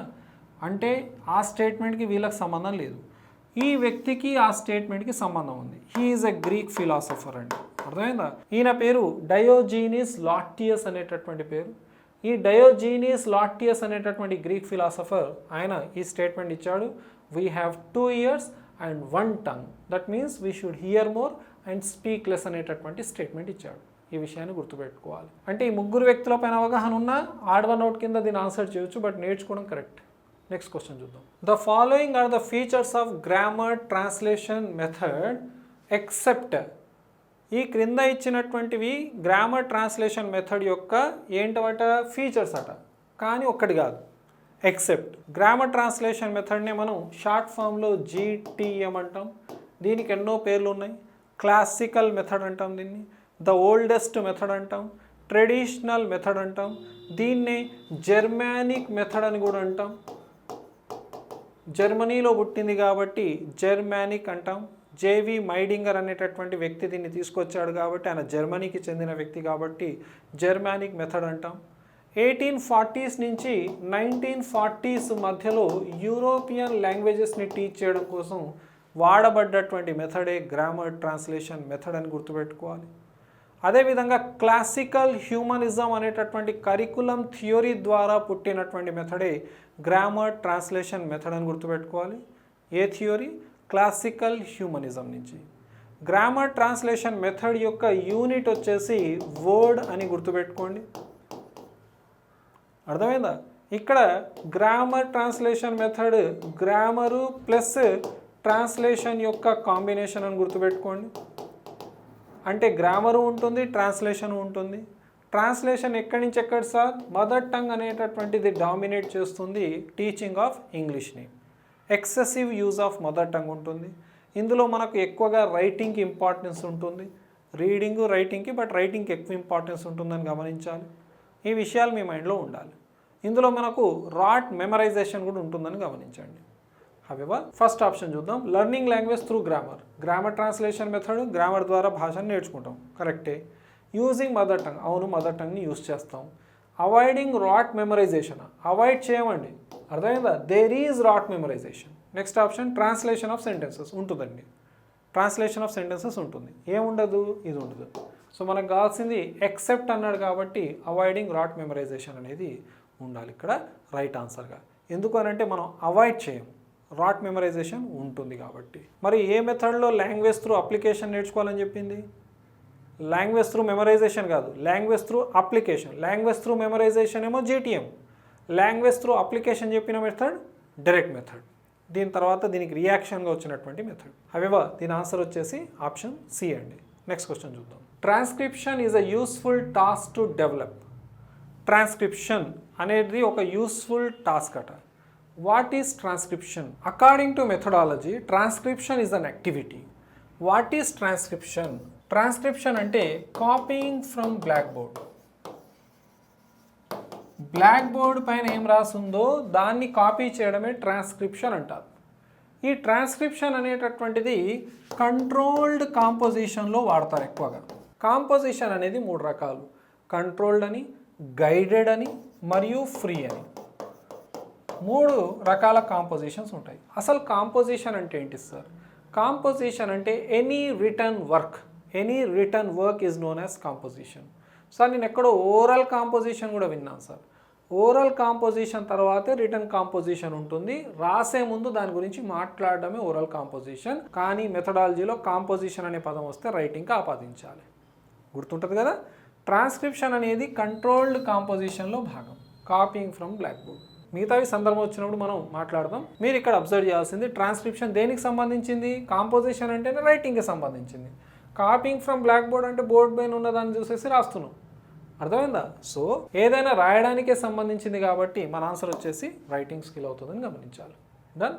ట్రాన్స్క్రిప్షన్ జనరల్ లైఫ్తో ఆపాదించొద్దు. మెథడాలజికల్గా ఆలోచిస్తే ట్రాన్స్క్రిప్షన్ అనేది copying from the blackboard అవుతుంది. నెక్స్ట్ క్వశ్చన్ చూద్దాం. Which of the following are also called the terminal behaviour of the learners? Terminal behaviour అంటే ఎక్స్పెక్టెడ్ అవుట్కమ్స్. ఎక్స్పెక్టెడ్ అవుట్కమ్స్ని టర్మినల్ బిహేవియర్ అంటారు. ఒక టీచింగ్ అవర్ తర్వాత, టీచింగ్ ప్రోగ్రామే కావచ్చు, టీచింగ్ పీరియడ్ తర్వాత విద్యార్థి నుంచి మనం ఎక్స్పెక్ట్ చేసేటటువంటి అవుట్కమ్స్. దీన్ని ultimate teaching and learning objective అంటారు. అంటే ఎక్స్పెక్టెడ్ అవుట్కమ్స్ అంటే ఏంటండి? ఆబ్జెక్టివ్స్ అన్నట్టు. ఆబ్జెక్టివ్స్ అంటే ఏమన్నట్టు? లక్ష్యాలు. మీరు ఎప్పుడైనా లక్ష్యాలను ప్రారంభంలోనే, ఎక్స్పెక్టెడ్ అవుట్కమ్స్ అంటే మనం ప్రారంభంలోనే ప్లాన్ చేస్తాం, చివరికి దాన్ని అసెస్ చేస్తాం, దాన్ని రిఫ్లెక్షన్ అంటాం. సిసిలో ఏమంటాం? దాన్ని రిఫ్లెక్షన్స్ అంటాం. క్లాస్ అయిన తర్వాత, ఓకేనా, ఎక్స్పెక్ట్ చేసేది ఒక ఎండ్ ఆఫ్ ద ప్రోగ్రాంలో విద్యార్థి యొక్క యాటిట్యూడ్, బిహేవియర్, అతని యొక్క నాలెడ్జ్, స్కిల్ ఏ రకంగా ఉంటుందో ఎక్స్పెక్ట్ చేస్తూ చేసేదే టర్మినల్ బిహేవియర్ అంటాము. దాన్నే ఎక్స్పెక్టెడ్ అవుట్కమ్స్ అంటాం, దాన్నే ఆబ్జెక్టివ్స్ అంటాం. ఇచ్చిన ఆప్షన్స్లో ఎక్కడ ఉంది ఆబ్జెక్టివ్స్? ఆప్షన్ బిలో ఉంది. Done. Very rare question, but గుర్తుపెట్టుకోవాలి, చాలా ఇంపార్టెంట్. నెక్స్ట్ క్వశ్చన్ చూద్దాం. లాస్ట్ క్వశ్చన్ చూద్దాం. The extent to which a test measures what it claims to measure. A test should test what it intends to test. ఒక test అనేది ఖచ్చితత్వాన్ని కలిగి ఉండాలండి, వ్యాలిడ్గా ఉండాలి. అంటే a test of pronunciation should test pronunciation only, not spellings. ఆ test of spellings should test only spellings, not pronunciation. అంటే ఒక టెస్ట్ దేనికోసం తయారు చేయబడిందో అదే అడగాలి, దేని మీద తయారు చేయబడుతుందో అదే అడగాలి. అందుకే అలాంటి టెస్ట్ని మనం ఏమంటామంటే వ్యాలిడ్ అంటాం. That test is valid. So అది వ్యాలిడిటీని సూచిస్తుందని గమనించాలి. ఓకేనా? ఇంకా లోతుకెళ్తే టైప్స్ ఆఫ్ వ్యాలిడిటీ గురించి కూడా మనం డిస్కస్ చేయవచ్చు. ఫేస్ వ్యాలిడిటీ అని, కాంటెంట్ వ్యాలిడిటీ అని, కంకరెంట్ వ్యాలిడిటీ అని, ఇలా మనకు రకరకాల వ్యాలిడిటీస్ గురించి డిస్కస్ చేయవచ్చు. ప్రస్తుతానికి మీ మైండ్లో వ్యాలిడిటీ అని గుర్తుపెట్టుకోండి. రిలయబిలిటీ అంటే ఫ్లక్చుయేషన్స్ ఆఫ్ స్కోర్ ఉండొద్దు, రిలయబిలిటీ ఆఫ్ స్కోర్స్ ఉండాలి. అంటే ఒక టెస్ట్ యొక్క స్కోర్స్ అనేవి రిలయబుల్గా ఉండాలి. If you reconduct a test, the student should get more or less the same marks. That should not be much fluctuation. దాన్ని మనం రిలయబిలిటీ అంటాం. Reliability is necessary for validity. ఒక టెస్ట్ రిలయబుల్ ఉన్నప్పుడే అది valid అవుతుంది అనే విషయాన్ని గమనించాలి. ఏం టెస్ట్ చేయాలో అదే టెస్ట్ చేస్తే వ్యాలిడ్, స్కోర్స్ ఫ్లక్చుయేషన్స్ లేకపోయినా వ్యాలిడ్. అదేనా? So reliability is necessary for validity. Practicability అంటే అడ్మినిస్ట్రేటింగ్ ద టెస్ట్, టెస్ట్ని అడ్మినిస్ట్రేట్ చేయడం. ఓకేనా? వెంటిలేటెడ్ రూమ్స్ ఉండాలి, స్పేషియస్ రూమ్స్ ఉండాలి, నెససరీ స్టేషనరీని ఇవ్వాలి, డ్రింకింగ్ వాటర్ పెట్టాలి. ఇవన్నీ కూడాను ప్రాక్టికబిలిటీలు వస్తాయి. అర్థమైందా? అబ్జెక్టివిటీ అనేది ఖచ్చితంగా ఉంటుంది, వ్యాలిడిటీ ద్వారా మనం తెలుసుకుంటాం ఆ విషయాలను. అర్థమైందా? అబ్జెక్టివిటీ అంటే ఖచ్చితంగా లక్ష్యం ఉండాలి, టెస్ట్ ఎందుకు పెడుతున్నాం అనేటటువంటి విషయం. సో మన ఆన్సర్ వచ్చేసి ఇక్కడ వ్యాలిడిటీ అవుతుందని గుర్తుపెట్టుకోండి. ఇవాల్యుయేషన్ నుంచి ఖచ్చితంగా ఒక క్వశ్చన్ ఇస్తూ ఉంటాడు. సో వ్యాలిడిటీ చాలా బేసిక్ క్వశ్చన్ ఇచ్చాడు. ఫర్దర్ షిఫ్ట్స్ గురించి మనం డిస్కస్ చేస్తున్నప్పుడు మరిన్ని అంశాలను మనం డిస్కస్ చేయవచ్చు. హవెవర్ ఈ సెషన్ ఇంతటితో ఆపుదాం. ఈ క్లాస్ మీకు నచ్చినట్లయితే లైక్ చేయండి. మీ ఫ్రెండ్స్ ఎవరైనా టెట్ లేదా డిఎస్సికి ప్రిపేర్ అవుతున్నారో వాళ్ళకి తప్పకుండా షేర్ చేయండి. అదేవిధంగా నా ఛానల్ని సబ్స్క్రైబ్ చేసుకోవడం మర్చిపోకండి for further videos. Thank you very much. Have a nice day. See all of you.